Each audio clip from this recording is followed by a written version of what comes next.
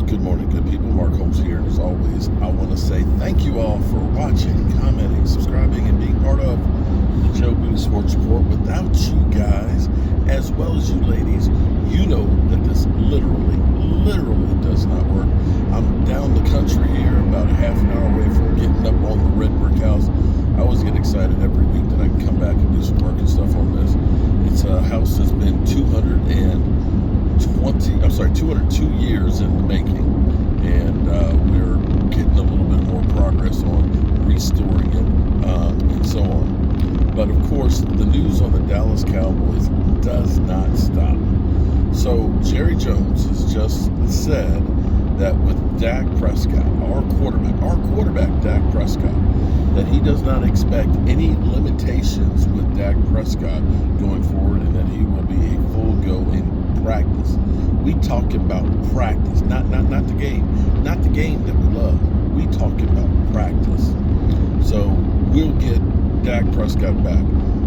While I've been on the road here, I've been having a discussion with Brother Roz about our tight end situation between Peyton Hendershot and Jake Ferguson, and of course with Dalton Schultz, whether or not they should shut Dalton Schultz down for the next 2 games to let his body heal for the stretch run and get the young guys going forward.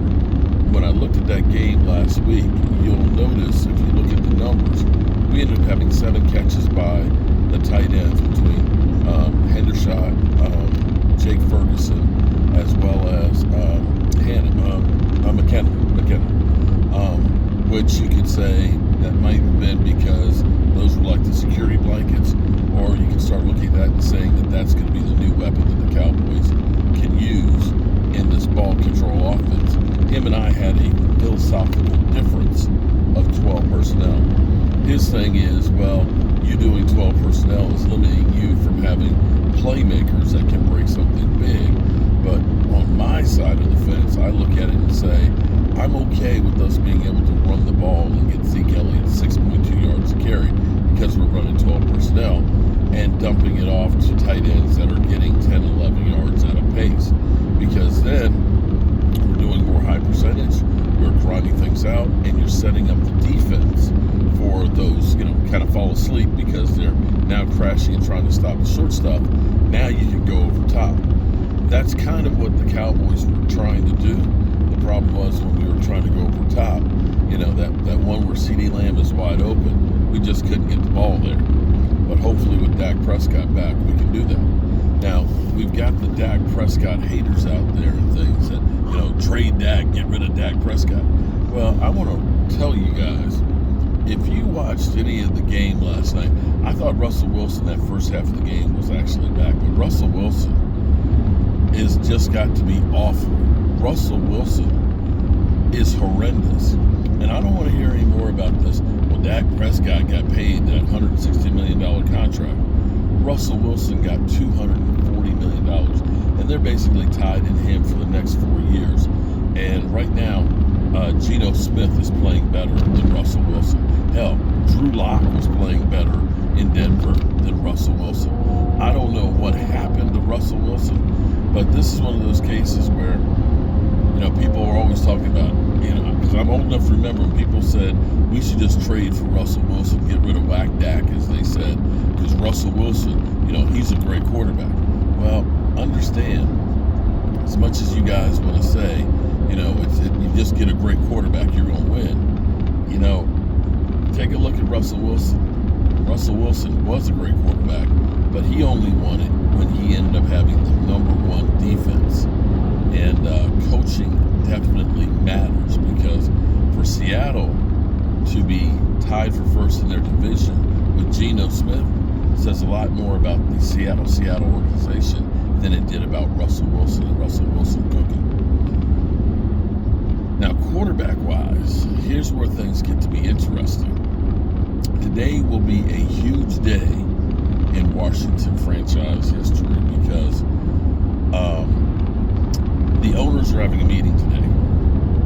Not on the agenda is Dan Snyder. But Dan Snyder, I'm sure, will be talked about. I would love to be a fly on the wall to see the side-eye looks at Dan Snyder, who has basically shot across the bow by saying that he's got a private investigator investigating on the NFL owners. Basically, if I go down, you're going down with me. So it's kind of like if you're old enough like me to remember the Cold War, mutually assured destruction. If you launch your nukes, I'm going to launch mine, and we're all dead. And so that's why you don't do that. And that may be his final play in trying to be able to hold on to his franchise and not sell him. Now, for those out there that keep saying, get rid of Whack Dak or Stat Prescott or Dink and Dunk Dak or Dak Trash Cot or whatever the different names that you have for him, I want you to go back to that same Washington Commanders team. I'm not going to say Kirk Cousins is the best quarterback in football, that he's elite or anything like that. But Kirk Cousins has got some great numbers and done some really good things.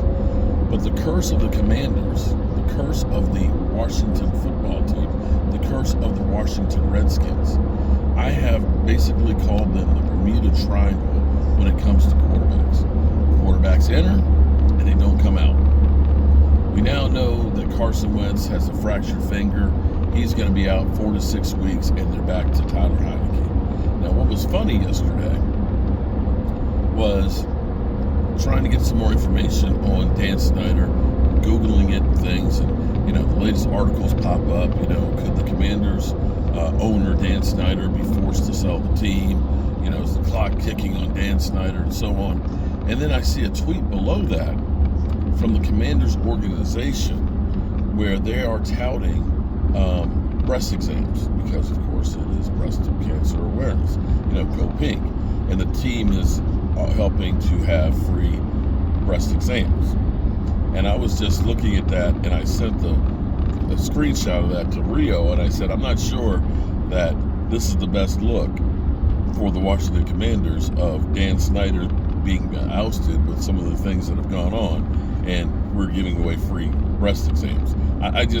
It's just one of those things that you look at and said, only the Commanders could that happen. But be that as it may, the Washington Commanders, since Kirk Cousins, they trashed Kirk Cousins, oh, he's a bum, get him out of here. They have been the Skid Row of quarterbacks. They paid $73 million for Alex Smith. Alex Smith gets his leg mangled. I don't even know how to put it any other way than that.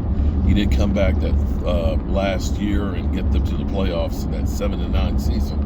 But you can't say that they got value on that. They took a first-round pick in trying to get Dwayne Haskins. Haskins, rest his soul, did not work out in Washington. He just didn't seem to be focused in on football and so on. And that didn't work. But some of the guys that have started for the Washington Commanders, Case Keenum, Tyler Heineke, who is back and starting again. We've got Ryan Fitzpatrick, who survived some of the worst teams in football. And Ryan Fitzpatrick couldn't make it through the first game. You've got, of course, Mark Sanchez was in there. Butt fumble. They even had butt fumble. And even Josh Johnson. I mean, they have tried high and low and everything else. And now Carson Wentz, who's getting $29 million this year, has been a disaster. So for those out there that are saying, we just get rid of Dak Prescott, we'll be okay, that we'll win because, we got somebody else. And we went out and got a great quarterback like a Russell Wilson. Yeah, those guys that have changed teams quarterback-wise have not been doing too good with their new teams. Just saying. In Washington, it's going to be interesting to see if you guys actually get a new owner. Rio, let me know what happens, bro. All right, I will catch you guys on the flip side. Peace out.